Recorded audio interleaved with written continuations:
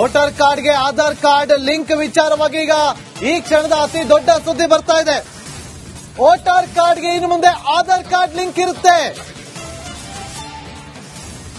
Voter ಕಾರ್ಡ್ಗೆ ಇನ್ನು ಮುಂದೆ ಆಧಾರ್ ಕಾರ್ಡ್ ಲಿಂಕ್ ಇರುತ್ತೆ. ಒಂದೊಂದು ವೋಟಿಗೂ ಕೂಡ ಅದರ ವ್ಯಾಲ್ಯೂ ಆಧಾರ್ ಕಾರ್ಡ್ ಲಿಂಕ್ ಆದಾಗ ಗೊತ್ತಾಗ್ಬಿಡುತ್ತೆ. ಎಲ್ಲೂ ಕೂಡ ಇನ್ನು ಮುಂದೆ ಫೇಕ್ ವೋಟ್ ಮಾಡೋದಕ್ಕೆ ಸಾಧ್ಯವೇ ಇಲ್ಲ. ಚುನಾವಣಾ ಆಯೋಗದಿಂದ ಮಹತ್ವದ ನಿರ್ಧಾರ ಈಗ ಹೊರಬಿದ್ದಿರೋದು. ವೋಟರ್ ಕಾರ್ಡ್ಗೆ ಆಧಾರ್ ಕಾರ್ಡ್ ಲಿಂಕ್ ಆಗಿದೆ, ಲಿಂಕ್ ಆಗುತ್ತೆ ಇನ್ನು ಮುಂದೆ. ಚುನಾವಣಾ ಆಯೋಗದಿಂದ ಹೊರಬಿದ್ದಂತಹ ಹೊಸ ನಿಯಮ. ಆಲ್ರೆಡಿ ಆಧಾರ್ ಕಾರ್ಡ್ ಅಂದ್ರೆ ನಿಮ್ಮ ವೋಟರ್ ಕಾರ್ಡ್ಗಳಿಗೆ ಲಿಂಕ್ ಆಗುತ್ತೆ. ಇದು ಈ ಕ್ಷಣದ ಅತಿ ದೊಡ್ಡ ಸುದ್ದಿ. ಚುನಾವಣಾ ಆಯೋಗದಿಂದ ತೆಗೆದುಕೊಂಡಿರುವಂತಹ ಅತ್ಯಂತ ಮಹತ್ವದ ನಿರ್ಧಾರ. ಕೇಂದ್ರ ಗೃಹ ಸಚಿವಾಲಯ ಎಲೆಕ್ಷನ್ ಕಮಿಷನ್ ಇಂದ ಈ ನಿರ್ಧಾರವನ್ನು ತೆಗೆದುಕೊಂಡಿರೋದು. ಇದು ರಿಪಬ್ಲಿಕ್ ಕನ್ನಡದ ಈ ಕ್ಷಣದ ಅತಿ ದೊಡ್ಡ ಸುದ್ದಿ. ವೋಟರ್ ಐಡಿಗಳನ್ನ ಫೇಕ್ ಮಾಡಿಕೊಂಡು ಓಡಾಡ್ತಿದ್ದವರು, ವೋಟರ್ ಐಡಿ ಕಾರ್ಡ್ಗಳನ್ನ ಒಂದಿಟ್ಕೊಂಡು 10 ವೋಟ್ ಹಾಕ್ತಿದ್ದವರು, ಇದೆಲ್ಲವೂ ಕೂಡ ಇನ್ನು ಮುಂದೆ ಕಟ್ ಆಗುತ್ತೆ. ಯಾಕೆಂತಂದ್ರೆ ವೋಟರ್ ಕಾರ್ಡ್ಗೆ ಆಧಾರ್ ಕಾರ್ಡ್ ಲಿಂಕ್ ಆಗುತ್ತೆ. ಮತ್ತಷ್ಟು ಮಾಹಿತಿಯನ್ನು ಕೊಡೋದಕ್ಕೆ ನನ್ನ ಸಹೋದರಿ ನಿಕೇಶ್ ಕುಟಾರ್ ಈಗ ನೇರ ಸಂಪರ್ಕದಲ್ಲಿ ಜಾಯ್ನ್ ಆಗಿದ್ದಾರೆ. ನಿಕೇಶ್, ವೋಟರ್ ಐಡಿಗೆ ಆಧಾರ್ ಕಾರ್ಡ್ ಲಿಂಕ್ ಆಗಿದೆ ಆದ್ರೆ ಯಾವ ರೀತಿಯಾಗಿ ಈ ಮೋಸದ ವೋಟಿಂಗ್ ಅನ್ನ ಮಾಡ್ತಾರಲ್ಲ ಅದನ್ನು ತಪ್ಪಿಸುವ ಕೆಲಸ ಆಗುತ್ತೆ? ಯಾವಾಗಿಂದ ವೋಟರ್ ಐಡಿಗೆ ಆಧಾರ್ ಕಾರ್ಡ್ ಲಿಂಕ್ ಆಗೋದಕ್ಕೆ ಮುಂದಾಗುತ್ತೆ? ಎಲ್ಲದರ ಬಗ್ಗೆ ಮಾಹಿತಿ ಕೊಡೋದಾದ್ರೆ ನಿಕೇಶ್. ಎಸ್, ಖಂಡಿತ ನಾಗೇಂದ್ರ ಬಾಬು, ಈ ಕಾರಣ ಬಹಳ ಮಹತ್ವದಾಗಿರುವಂತದ್ದು. ಕಾರಣ ಇಷ್ಟೇ, ಈ ಹಿಂದೆ ನಾವು ಗಮನಿಸಿದ್ವಿ, ಆಧಾರ್ ಕಾರ್ಡ್ಗೆ ಪಾನ್ ಕಾರ್ಡ್ ಅನ್ನ ಲಿಂಕ್ ಮಾಡಿದ್ರು. ಎಷ್ಟೆಷ್ಟು ಇನ್ಕಮ್ ಇತ್ತು ಎಲ್ಲವನ್ನು ಕೂಡ ಡೀಟೇಲ್ಸ್ ಅನ್ನ ಕಳಾಕು ಕೂಡ ಇದು ಹೆಲ್ಪ್ ಆಗ್ತಾ ಇತ್ತು. ಆದ್ರೆ ಕೆಲವೊಂದ್ ಕಡೆ ಈ ಎಲೆಕ್ಷನ್ ಕಮಿಟಿಯಿಂದ ಕೂಡ ಇದೊಂದು ಉನ್ನತವಾದಂತಹ ಸಭೆಯನ್ನು ಕರೆದುಬಿಟ್ಟು ಈ ವೋಟರ್ ಐಡಿಯನ್ನ ಆಧಾರ್ ಕಾರ್ಡ್ಗೆ ಲಿಂಕ್ ಮಾಡಿದ್ರೆ ಈ ಕಳ್ಳು ಓಟ್ ಇದೆ ಅಲ್ವಾ, ಈಗಾಗಲೇ ನಾವು ಸಾಕಷ್ಟು ಸುದ್ದಿಗಳನ್ನು ಮಾಡಿದ್ವಿ. ಬಾಂಗ್ಲಾದೇಶದಿಂದ ಬಂದ್ಕೊಂಡು ಇಲ್ಲಿ ನೆಲೆಸುವುದಿರ್ಬೋದು ಅಥವಾ ಬೇರೆ ಬೇರೆ ಕಡೆಯಿಂದ ಬಂದು ಇಲ್ಲಿ ನೆಲೆಸ್ಕೊಂಡಿದ್ದಾರೆ. ಸುಖ ಸುಮ್ನೆ ಇಲ್ಲಿ ಬಂದ್ಕೊಂಡು ವೋಟರ್ ಐಡಿ ಮಾಡ್ಕೊಂಡು ಅವ್ರು ಏನ್ ಮಾಡ್ತಾರೆ ಅಂತ ಹೇಳಿದ್ರೆ ಯಾವುದೋ ಒಂದು ಜೆರಾಕ್ಸ್ ಅಂಗಡಿನೋ ಅಥವಾ ಸೈಬರಿ ಹೋಯ್ಕೊಂಡು ವೋಟರ್ ಐಡಿಯನ್ನ ಕ್ರಿಯೇಟ್ ಮಾಡ್ಕೊಳ್ತಾ ಇದ್ರು. ಕೇವಲ ವೋಟಿಗೆ ಮಾತ್ರ ಸೀಮಿತ ಆಗ್ತಿತ್ತು. ಇಲ್ಲಿ ಕಾಳಸಂತೆಯಲ್ಲಿ ಆ ವೋಟರ್ ಕಾರ್ಡ್ ಅನ್ನ ಸಪ್ಲೈ ಮಾಡ್ತಾ ಇದ್ರು. ರಾಜಕಾರಣಿಗಳಿಗೆ ಬಹಳ ಮುಖ್ಯವಾದಂತ ಸಂಗತಿ ಅಂತ ಹೇಳಿದ್ರೆ ಕೆಲಸ ಮಾಡೋದಿಲ್ಲ, ಸುಮ್ಮನೆ ಆಗಿ ವೋಟರ್ ಐಡಿ ಕ್ರಿಯೇಟ್ ಮಾಡೋದು. ಆಯಾ ಕ್ಷೇತ್ರದ ರಾಜಕಾರಣಿಗಳು ಏನ್ ಮಾಡ್ತಿದ್ರು ಅಂತ ಹೇಳಿದ್ರೆ ಸುಮ್ಮನೆ ವೋಟರ್ ಐಡಿ ಕ್ರಿಯೇಟ್ ಮಾಡಿ ಕೊಡೋದು. ಅವನು ಎಲ್ಲಿನವನು, ಅವನ ಹಿನ್ನೆಲೆ ಯಾವುದು ಕೂಡ ಗೊತ್ತಾಗ್ತಿಲ್ಲ ಆಯ್ತು. ಈಗ ಆಧಾರ್ ಕಾರ್ಡ್ಗೆ ಈ ವೋಟರ್ ಐಡಿ ಈ ಜಾಯಿಂಟ್ ಮಾಡೋದ್ರಿಂದ, ಅವ್ರಿಗೆ ಕನೆಕ್ಷನ್ ಮಾಡೋದ್ರಿಂದ ಬಹಳ ಹೆಲ್ಪ್ ಆಗುತ್ತೆ. ಈತ ಎಲ್ಲಿಯವನು, ಮೂಲತಃ ಬಿಹಾರಿಯವನ, ಮೂಲತಃ ಕರ್ನಾಟಕ ಬಿಟ್ಟು ತಮಿಳುನಾಡವನ, ಮೂಲತಃ ಬಾಂಗ್ಲಾದೇಶದವನ, ಎಲ್ಲವೂ ಕೂಡ ಇದರಿಂದ ಕಾಣಬಹುದಾಗುತ್ತೆ. ಯಾಕಂತ ಹೇಳಿದ್ರೆ ಎಲ್ಲಿನೋ ಬಂದ್ಕೊಂಡು ಇಲ್ಲಿ ಯಾವುದೋ ಕ್ಷೇತ್ರದಲ್ಲಿ ಇರ್ತಾರೆ ಜನ ಅಂತ. ಈಗ ಶಾಸಕರು ಇರ್ತಾರಲ್ವಾ, ಏನು ಕೆಲಸ ಮಾಡೋದಿಲ್ಲ. ಎಲೆಕ್ಷನ್ ಬಂದಂತ ಸಂದರ್ಭದಲ್ಲಿ ಏನ್ ಮಾಡ್ತಾರೆ, ಮನೆ ಮನೆಗೆ ಹೋಗಿ ವೋಟ್ ಕೇಳ್ತಾರೆ. ಒಂದಿಷ್ಟು ಸ್ಲಮ್ಗಳಿರ್ತವೆ, ಸ್ಲಮ್ ಮನೆ ಮಾಡ್ಕೊಂಡಿರ್ತಾರೆ ತಗಡ್ ಶೀಟ್ ಹಾಕೊಂಡು. ಆದ್ರೆ ಪ್ರಾಪರ್ ಆಗಿ ಅವರು ಇಲ್ಲಿನವರೇ ಅಂತ ಇರೋದಿಲ್ಲ. ಬೆಂಗಳೂರಿನವರು ಅಥವಾ ಬೇರೆ ನಮ್ಮ ಸ್ಟೇಟ್ ಬಿಟ್ಟು ಬೇರೆಯವರು ಅಥವಾ ನಮ್ಮ ದೇಶನೇ ಅಲ್ವೋ ಆ ತರ ಪರಿಸ್ಥಿತಿ ಇರೋದಿಲ್ಲ. ಆದ್ರೆ ಇದು ಬಹಳ ಇಂಟ್ರೆಸ್ಟಿಂಗ್ ವಿಚಾರ ಅಂತ ಹೇಳಿದ್ರೆ ಚುನಾವಣಾ ಆಯೋಗಕ್ಕೆ ಈ ಹಿಂದೆ ಕೂಡ ಸಾಕಷ್ಟು ಕಂಪ್ಲೇಂಟ್ ಕೊಡು ಹೋಗಿತ್ತು.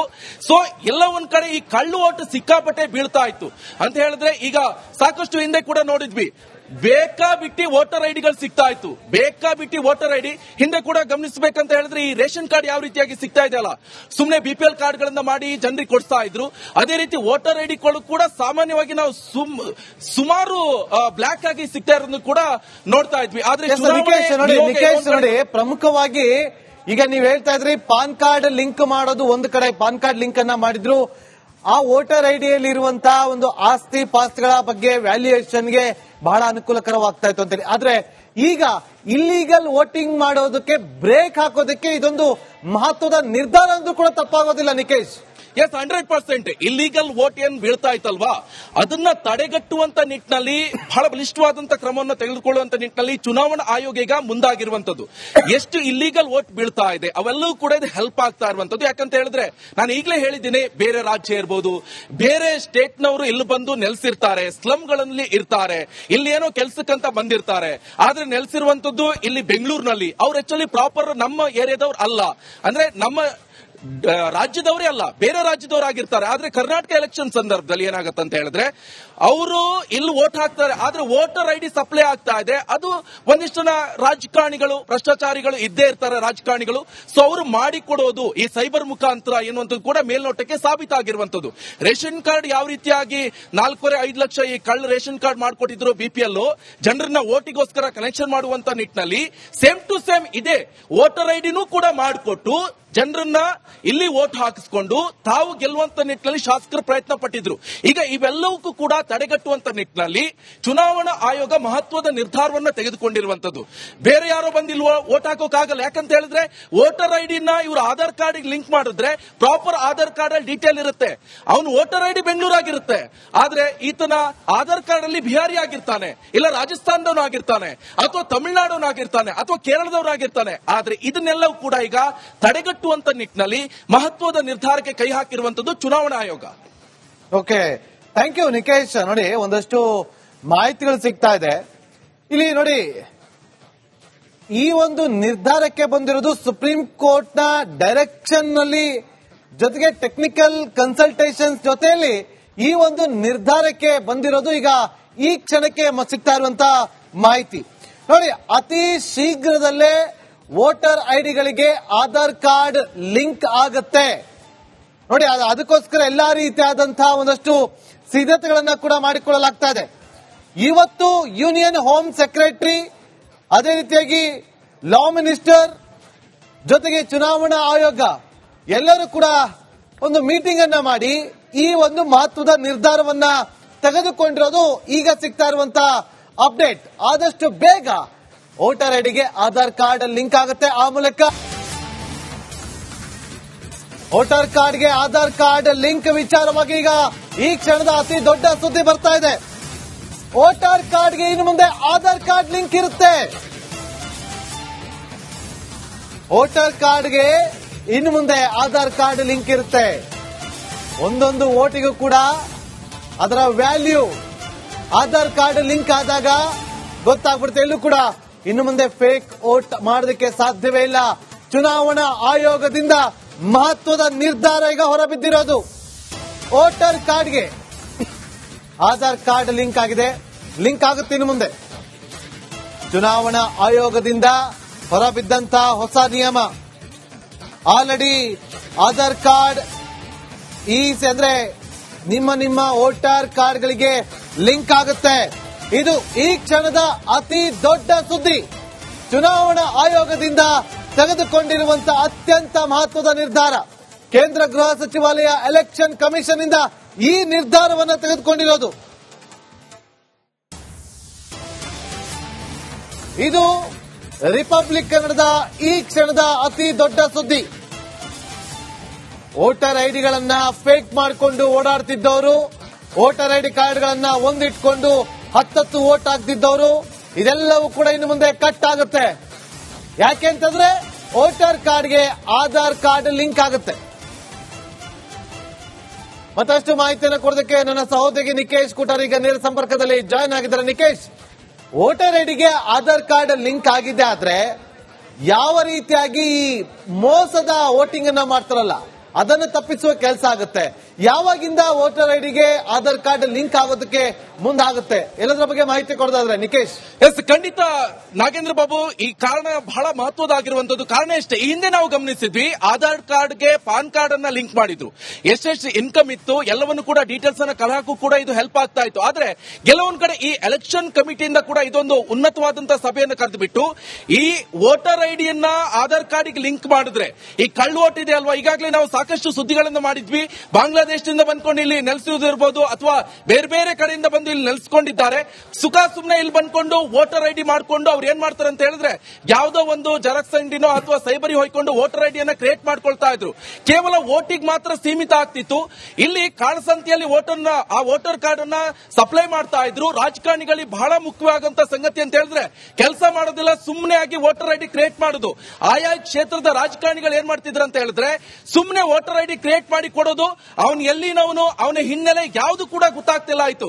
ಈಗ ಆಧಾರ್ ಕಾರ್ಡ್ಗೆ ಈ ವೋಟರ್ ಐಡಿ ಈ ಜಾಯಿಂಟ್ ಮಾಡೋದ್ರಿಂದ, ಅವ್ರಿಗೆ ಕನೆಕ್ಷನ್ ಮಾಡೋದ್ರಿಂದ ಬಹಳ ಹೆಲ್ಪ್ ಆಗುತ್ತೆ. ಈತ ಎಲ್ಲಿಯವನು, ಮೂಲತಃ ಬಿಹಾರಿಯವನ, ಮೂಲತಃ ಕರ್ನಾಟಕ ಬಿಟ್ಟು ತಮಿಳುನಾಡವನ, ಮೂಲತಃ ಬಾಂಗ್ಲಾದೇಶದವನ, ಎಲ್ಲವೂ ಕೂಡ ಇದರಿಂದ ಕಾಣಬಹುದಾಗುತ್ತೆ. ಯಾಕಂತ ಹೇಳಿದ್ರೆ ಎಲ್ಲಿನೋ ಬಂದ್ಕೊಂಡು ಇಲ್ಲಿ ಯಾವುದೋ ಕ್ಷೇತ್ರದಲ್ಲಿ ಇರ್ತಾರೆ ಜನ ಅಂತ. ಈಗ ಶಾಸಕರು ಇರ್ತಾರಲ್ವಾ, ಏನು ಕೆಲಸ ಮಾಡೋದಿಲ್ಲ. ಎಲೆಕ್ಷನ್ ಬಂದಂತ ಸಂದರ್ಭದಲ್ಲಿ ಏನ್ ಮಾಡ್ತಾರೆ, ಮನೆ ಮನೆಗೆ ಹೋಗಿ ವೋಟ್ ಕೇಳ್ತಾರೆ. ಒಂದಿಷ್ಟು ಸ್ಲಮ್ಗಳು ಇರ್ತವೆ, ಸ್ಲಮ್ ಮನೆ ಮಾಡ್ಕೊಂಡಿರ್ತಾರೆ ತಗಡ್ ಶೀಟ್ ಹಾಕೊಂಡು.